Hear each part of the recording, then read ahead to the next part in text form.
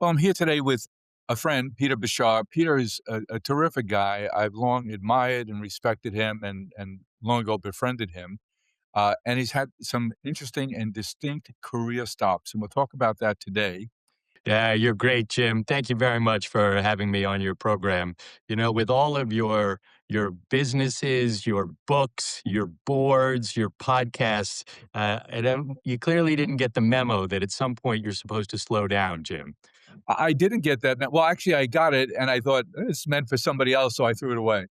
Uh, I think the whole idea of retirement is changing, Peter. I think you're a living example of that.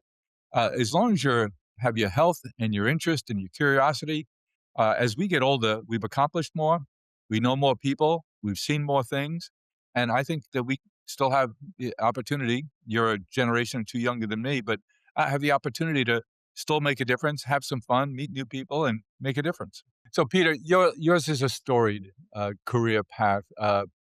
Trained at two of the best schools in the world, at Harvard and at Yale, trained to be a lawyer. And you go on that track and make your parents happy and proud and your family happy and proud. You work your way through a very tough rigor of the legal profession and hit the pinnacle. You're a partner at Gibson Dunn. And that's where the story ends, right? No, no, and just to take the story back for a moment, because one of the things, Jim, that I got exposed to early on in my career was having the chance to serve as the special assistant to the former Secretary of State, Cyrus Vance, in the effort to try to bring peace to the Balkans, in Bosnia in particular. What And an it, explosion that must have uh, been. I was 30 years old, never been exposed to war before. And it was a dark time in the region, not unlike the dark times in Northern Ireland, era of ethnic cleansing. And it was my first exposure really to the military. And to see the UN peacekeepers, for example, from Britain, from France, from Egypt, who were there trained as warfighters, but with a task in that environment to try to foster a measure of peace under really challenging circumstances. And so we were based in Geneva, Secretary Vance and I, Lord David Owen Now, from the now, who was European. your employer at that time, Peter? I was a UN employee UN. because Secretary Vance had been appointed by Boutros Ghali, the Secretary General of the United Nations at the time. One And of the so when great we names went, of all time. there you go. And when we went in, we wore blue helmets, of course, Jim, signifying that we were UN employees. Now was, And Cyrus Vance, with Simpson Thacher at that time? exactly. He was indeed. And the firm allowed him to do these stints of public service. He had been Secretary of State in the Carter administration, Secretary of the Army, Deputy Secretary of Defense in the Kennedy and Wow. Johnson era. Just an Now, amazing. uh, tell me, clearly brilliant, quiet, thoughtful, just a giant of a man, no? Just a absolutely just it was a model of integrity, probity, decency, not a man of a lot of words, but we had the opportunity. When you're trying to work for peace, you're trying to create momentum. And so you're constantly flying to London, to Paris, to Ankara, and then in particular, Jim, to the triangle from Belgrade in Serbia, Sarajevo in Bosnia, up to Zagreb in Croatia, and do that triangle to try to create a measure of momentum. And we had the chance to chat. Now, historically, these were 3 countries that were forced together to be then Yugoslavia. Correct. So this is really in the post, the wall has come down, and after Tito dies, there were strains where Slovenia broke away from what had been the former Yugoslavia, and then there was war broke out between Bosnia and Croatia in particular. And I got the chance to talk to Secretary Vance about just the things you're describing, and he just believed passionately in public service. And he said, if you can figure out how to blend a career that includes stints of public service together with life in the private sector, that's something to really play for. And I just remember thinking to myself, that's what I want to try to do. And so how long did you do that? Did that for almost a year. Uh-huh. So it was a hard time for our family because I'd left Sarah back in Larchmont, New York, with a 3-month-old daughter, Isabel. And it's really the only time in our 35 years of marriage where we've been apart for an extended period of time. And I think after 35 years, she's forgiven me for leaving her. So you get that great experience. That ends. You go back to the practice of law. I do. So I went to Gibson Dunn and spent a decade there. And early on, after I'd come back to the United States, a man named Mike Cherkasky announced that he was going to run. Do you know Mike? I've met him. Yeah, and that he was going to run for the district attorney in Westchester County. And I didn't know him at the time, but because we happened to live in the same town, I wrote him a letter. That's what you did in those days, You and oh, how quaint. volunteered to work on his campaign for him. So I write some speeches for him, and then Jim, he gets absolutely crushed in the general election. Janine Pirro was the decided victor. And you think to yourself, well, that wasn't a good use of your time. But Mike Cherkasky then joins Kroll Inc., run by Jules Kroll, our dear friend at the time. And Mike rises to become the CEO of Kroll. And then Marsh McLennan buys Kroll. And then Elliot Spitzer, the then all powerful attorney general, brings criminal charges against Marsh McLennan. And the stock basically halves. Management team is asked to leave. And then Mike Cherkasky becomes the CEO of Marsh and McLennan, lo and behold. So he calls me up and he says, I need to see you urgently for Now breakfast. you have a 10-year career going. You're comfortable at Gibson Dunn. Your career path, I'm sure Cyrus sitting there saying, "Wow, he did it." Public service. Okay, he's got that bug, but the right undergraduate school, the right law school. He's 10 years in. He makes partner at this prestigious firm. Wow, we're set. And now he's what? He's going to change careers?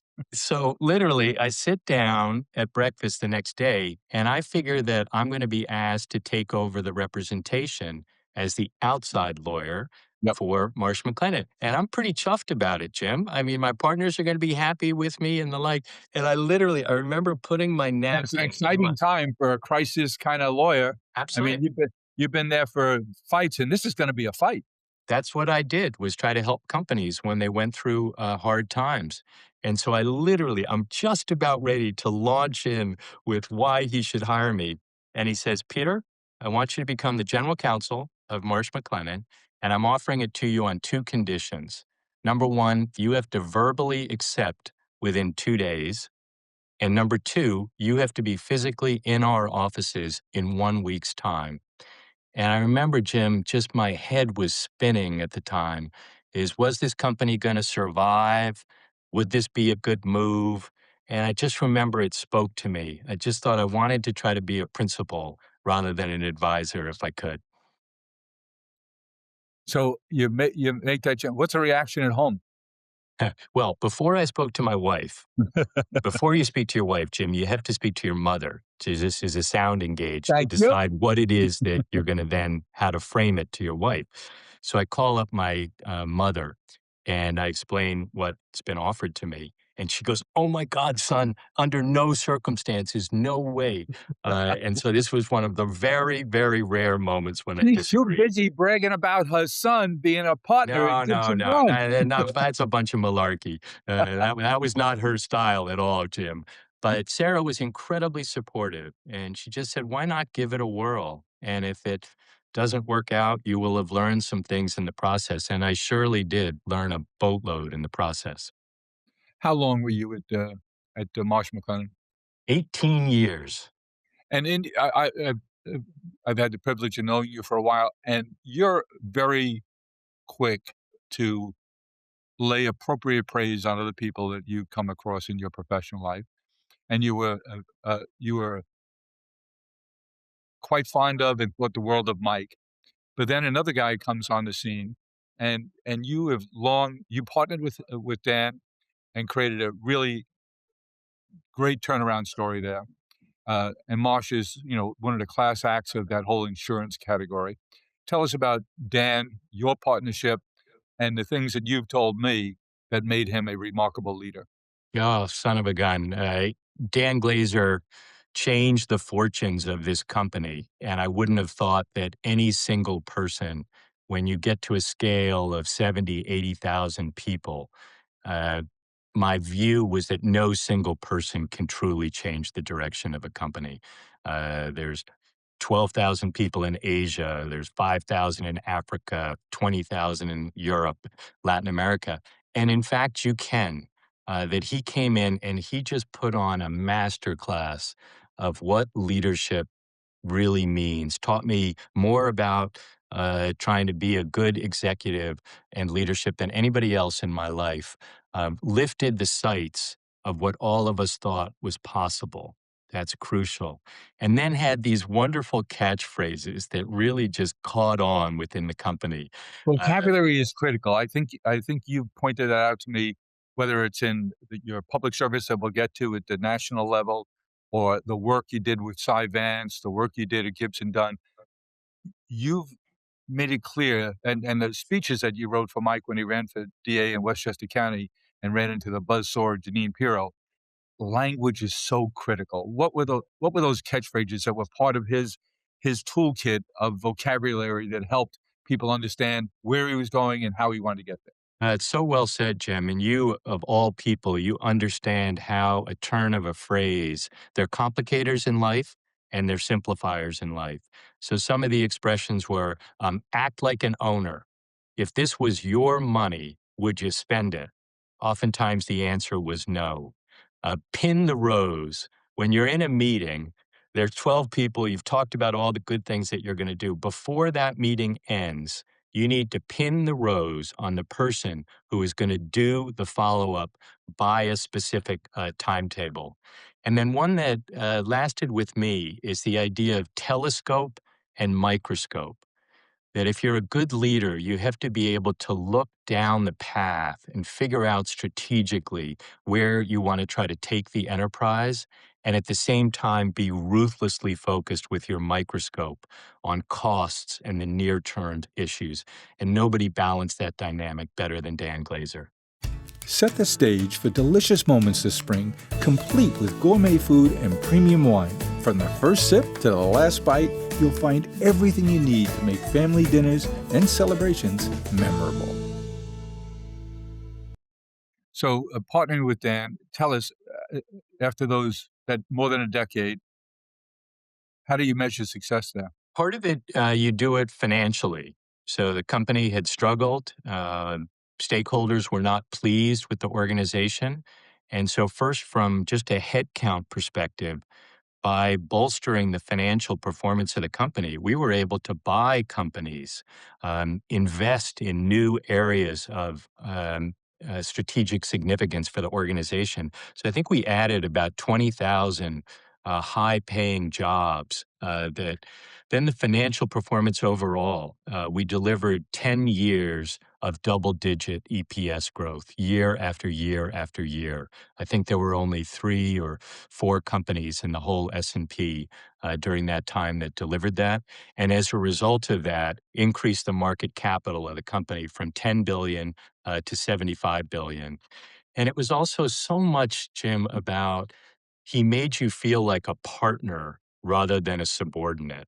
That we had a moment in time, the group of us, to try to really lead this company back to the top where it had been and where it should be in our judgment. And it was a hell of a lot of fun, if I may say. That's why I stayed for 18 years. Now, put your career advice hat on. Young people out there, I want to be an investment banker. I want to go to work for one of the big consulting firms. I'm just graduating from school. I'd like to get an internship or an entry level job in an accounting firm. Uh, I don't often hear people say, I want to find my way into the insurance industry. But having had a little exposure to the insurance industry and known you and Dan uh, and the wonderful folks at Aon too, I think it's an underappreciated career path. Would you agree? You more than anybody, Jim, you've taught me about the power of relationships, that in professional services in particular, there are folks who are more transactional in orientation, and there's folks who are more relational in orientation. And you have built relationships all your life. It's why you're in the position that you're in. And in the insurance world, it's smaller than financial services, and it really prioritizes relationships between the people. The executives all know each other. There are various times when they try to pool together to try to help respond to a humanitarian crisis or a disaster that's occurred in the world. And I just think that it is a an area that you can really prosper and thrive and develop as a professional. I agree wholeheartedly. Now, we all know people who've gone the investment banking route. That's it's a young person's game. It's intense. They can make great incomes. They can have big impacts.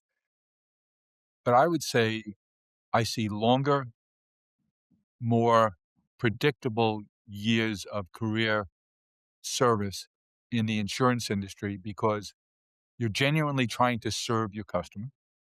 You're going to be there after the transaction because first you sell, then you service. And it seems to me that those people can have steadier, longer careers. They might not have those big spikes. They do very well, but they might not have that grandiose kind of spike that an investment banker could have. But they can build a collection of relationships, a portfolio of clients that really span decades. Mm. One of the things I first met you when we served together on the John Jay board, John Jay College of Criminal Justice, and Jules Kroll was the chairman of the board, and he was just a serial entrepreneur. He had created Kroll Inc., the premier investigations company. Then he creates Kroll Bond Rating. Then he creates new companies. You're a shining example. There are these large institutions have been around for decades. And then there are all these entrepreneurs who are out there creating startups. That's what's part of so cool about the current economy. You have people who are just, they've got clever ideas. There's more capital available to try to really start creating these businesses. And so the range of places that can go is so much larger than it was when you and I were coming out of school. You went to John Jay, Jim. Well, what did John Jay do for you? I had been to another school before who decided I was so academically advanced I should go find a better place to be. So they threw me out, read as I misbehaved and was shown the door. And so for me, John Jay was, well, where I grew up, aspirationally, I thought, based on my neighbors and the people I knew and trusted and respected in the community, a path as a policeman would be a good choice. So I went there expecting to finish college and to become a policeman. Along the way, I got a job in a not-for-profit social services world, working at St. John's Home for Boys. So I loved that so much while I was going to John Jay that I decided to postpone becoming a policeman because I was given a lot of opportunities as a very young man to work in the social services where you really had an impact that was measurable every day. So John Jay for me was a chance at recovery and redemption from a failed academic start. It was a place that I could have flexibility, and it was a place where I was around people of like mind who were coming from circumstances similar to mine, who wanted to do well by doing good. Well, I'll tell you how I first got exposed to John Jay. Jules invites me to lunch, and I have great admiration for Jules. We worked together at Marsh McLennan for a period of time. We both happen to live in Rye. And so we sit down, and Jules says to me, Peter, it's really great that you're on the board of your children's school, and it's wonderful that you're active in the local church in Rye. But Peter, those are institutions that are in the community that you live in, and you should be doing more, candidly, in communities that are outside of where you're living. And I remember I didn't appreciate it at the time. I got my back up, and Jules, of course, had a plan, and he said, and I've got just the thing to fix that and address that for you. And so he introduced me to John Jay, which you know well, 12,000 students, public institution, Not when incredible. I went there, Peter. What growth. Well, truly, and to see what both Jeremy Travis and Carol Mason have both done to really lead the school to a different level, quite And the frankly. common element there is this force of nature, who's a hero and mentor of yours, hero and mentor of mine. We talked about giants of men that have been influences in our lives, Vance, Mike, and Dan Garrison. Jules has been that for me. Jules is somebody that when you're not quite certain how to go forward, uh, at various points in my career, I've gone and called on him. My son has gone and met with him. Jules is just always has ideas about the way you should be thinking about. And time for people. Absolutely. He's just raised an incredible family that have very diverse things in what they do. I think that alone. His wife is incredibly stylish, among other things. And so I arrive at John Jay, and Jules says, I think you should get involved in the Pre-Law Institute. I said, Jules, that's what I do for a living. I want to support military students and veterans. And how many do we have here at John Jay? I And don't know how nobody many. knew. Nobody knew. So we polled the students, and it turns out that there are 600 military students and veterans who are enrolled at the college, one of the largest military populations of any university or college across the entire country. And so we decided that we would set up a program that really tried to help them with interviewing, the formation of their resumes, and got them fellowships at big companies like JP Morgan and Pfizer and Bank of New York Mellon, and then jobs after college. And President Travis, who we spoke about, he worked within the CUNY system to make sure that these veterans could get at least 1 year of academic credit for all the many roles that they had filled. And then if you took that 1 year together with the 3 years of tuition under the post 9/11 GI Bill, you could at least cover your tuition expenses, which was a huge deal. And after just a few years of these programs, I remember John Jay was voted the number 3 most military-friendly college in the country, and just taking great satisfaction at being able to give a bit of support to people who are defending our freedoms every day. I remember you lassoed our friend Jerry Byrne to work with you on those efforts, and Yeah. uh, my uh, my applause to both of you and the other people you worked with on the staff there to make it such a veteran-friendly community. It's discernible. I think I'm a fan of the idea of year of public service. I think that you should make that one of your causes going forward. But the veterans, not only are they wonderful people who do good service to our country, keep us safe, but culturally they are such a glue post-active service in their communities. They're a special breed. Some of them are hurt, no question, and we know PTSD situation in the Veterans Administration healthcare system, and it's sometimes being overwhelmed. But as a group, hurt or not, they are such fabric of our culture, our country, and society in general. I'm so glad you put your efforts against that and made John Jay such a warm and welcoming and productive place for veterans to come. We spoke before about the power of words, and I had gone to a program at the Army War College in Carlisle, Pennsylvania, where civilians are paired with military officers who have been studying for 9 months at the school. And so I happened to be paired with a colonel, Chris Raitt from the Air Force. And as we get ready for the opening session, where General Petraeus is speaking to us, Colonel Raitt was behind me, and he leans in and he says, I've got your six. And I didn't know, I'd never heard the expression before, but it doesn't take a rocket science to figure out what it means, that I'm behind you, I've got your back. It's one of the most fundamental elements of the Air Force, the loyal wingman who is behind you, always making sure that an adversary won't sneak up behind you. And so when we got to John Jay, you were the one who, with your branding vision, who said, we've got your six, is going to be the mantra for everything that we're going to try to do for veterans. And I just remember those simple words resonating with people. It's such a vocabulary so powerful.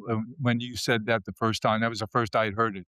It just went. You just go, wow, wow. It just captures so much. Well, you're the man who came up with "Stop and Sell the Roses." Uh, so I knew you were the right person to turn to. So along the way, this calling to be involved in public service. Uh, Tell us how it happened that you went to work for the Air Force and the Space Force. I think this is the cherry on the sundae of your career so far. Uh, Jim, it's just the honor of my life. I got a call from the White House counsel to the president in the summer of 2021 asking me whether I would like to be considered for the role of general counsel of the Department of the Air Force. And I remember literally my heart left my body for a couple of beats. And then it was something that I had been hoping for. You don't know whether you'll get that type of a chance to I serve. remember you would say that if I have the opportunity to serve in the public and through government again, that you would welcome the opportunity if it was the right fit. And this clearly was the right fit for Oh you. my gosh, it felt like a fulfillment of the dream that had been created when I was working for Secretary Vance 30 years before. And so you go through the process, the president formally nominates you, then you go through the confirmation process, and you show up at the Pentagon on the first day. And you would drive around the Lincoln Memorial, across the Arlington Memorial Bridge, and then you'd see the Pentagon in the distance. On the And I right just hand side there, and it's just bigger than I life. just remember I couldn't believe it, candidly, that I was being entrusted with the responsibility, particularly having never served in the military before. And you'd walk in the river entrance, and there were these portraits of all the giants in foreign policy that I had revered, figures like Secretary Vance, for years, and then walk your way to your office on the E ring of the Pentagon. It Explain the was rings, Peter. so the Pentagon, first of all, you obviously have 5 sides to the building, and you also, Jim, have 5 rings, so A to E, with the A in the middle, working your way out, and the most senior officials are on the E ring on the outer perimeter. About 25,000 people work in the Pentagon, probably half of them in uniform, or OCPs as they're called, operational camouflage patterns. There's an acronym at the DoD for everything. The dining room is the DFAC, and every place has its language.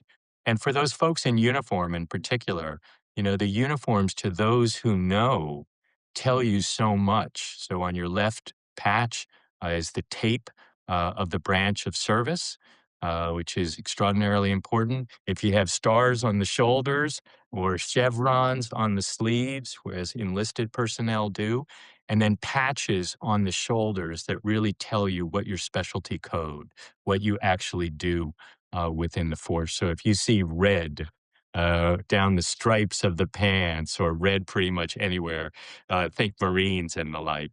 And so that was the building. And having the chance to serve as the general counsel, both of the Air Force, which was first formed in 1947 as it was pulled out of the Army, and then the Space Force that was formed in 2019. President Trump really championed the creation of the Space Force as a separate military service. And so the chance to work on the Space Force in particular, the issues were so novel. We are both militarily and as a civilian population much more dependent on space that is fully appreciated. And so And just and it's early in the game, I guess. it's early, but it's But also you the shared some insights about getting to know how important space is and is increasingly going to be. You opened my eyes to that. You'd hear about really smart, really rich people like Elon and Jeff Bezos being fascinated by space, creating SpaceX and Blue Horizon. But you're the one who, in discussion, showed me why it's so interesting, why it's so important. And as Musk has been fascinating, Jim. In some ways, he's a Thomas Edison 2.0. mm, As far back as 20 years ago, he really said the thing that needs to occur in rocketry is the idea of a reusable rocket. Yep. That you don't just one and done the way the Apollo rockets were, Saturn V and the like.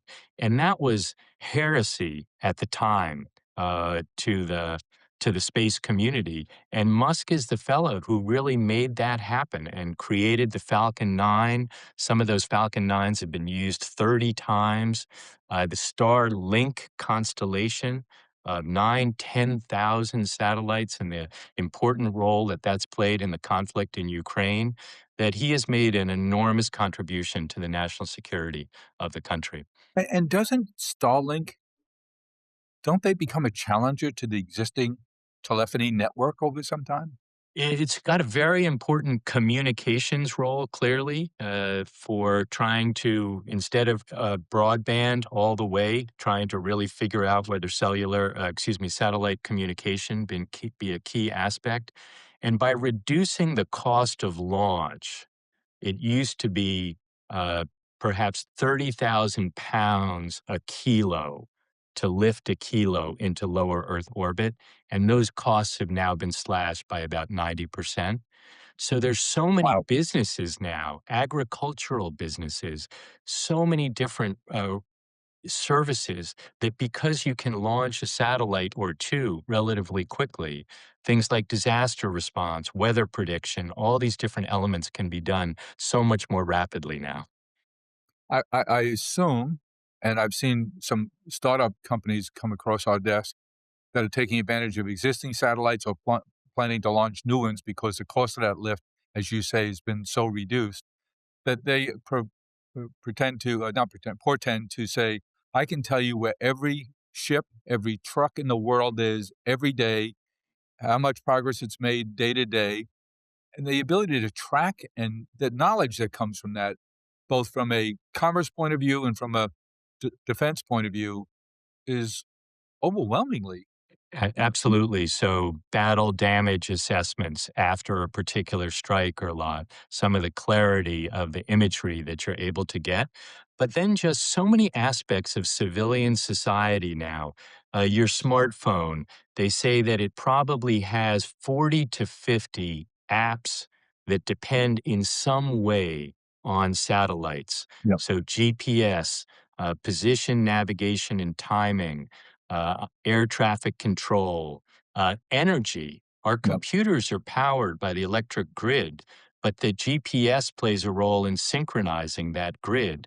Financial transactions, high speed trading on Wall Street, that has a timing, the precision of timing that is determined by the satellites above us. So the applications are myriad, and also some of the vulnerabilities that come from that dependency are important.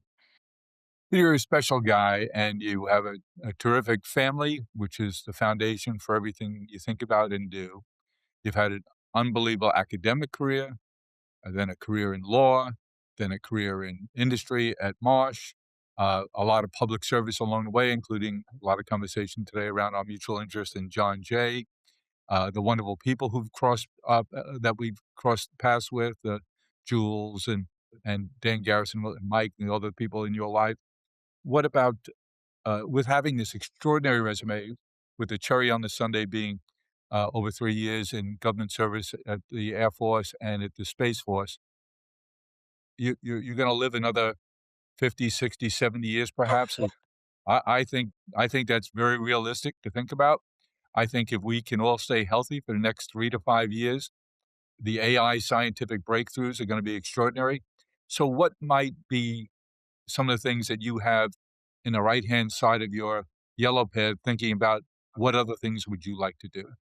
Yeah, I appreciate the question, Jim. I think fundamentally what all of us are trying to do is you're trying to have a positive impact on the people around you, that you're trying to make things better around you. And sometimes that circle of who you can influence is smaller. Sometimes when you have the opportunity, for example, in public service, it can expand out broader. We used to say at Marsh McLennan that you can make incredible contributions to society in the private sector because you're employing people. And hopefully, if the company is thriving, then there's all the people who depend on that employee are living gainful lives with dignity and purpose and the like. And so, wherever you are, public sector, private sector, young, old, I think the orienting philosophy should be that you're trying to make a positive impact. And so we mentioned briefly, I'm trying to teach right now. I've never taught before. And I've just found it really energizing to be exposed to these preposterously talented students who are And that's optimistic. one of your alma maters. Yeah, they're optimistic about the future and they're also intellectually curious and the like. And so I think trying some new things. I'm trying to figure out if I might have a book within me, Jim. Catch up to you. I'm certain you do. I'm certain I'm you do. not And sure. I think we just danced across the outline today. Yeah. So it's such a treat to speak with you, Jim. Thank you, Peter. Thank you for sharing your story. So many lessons in here. And like I say, at the halfway point, I can't wait to see what you do next. Take care. Thank you. Many thanks. Be well.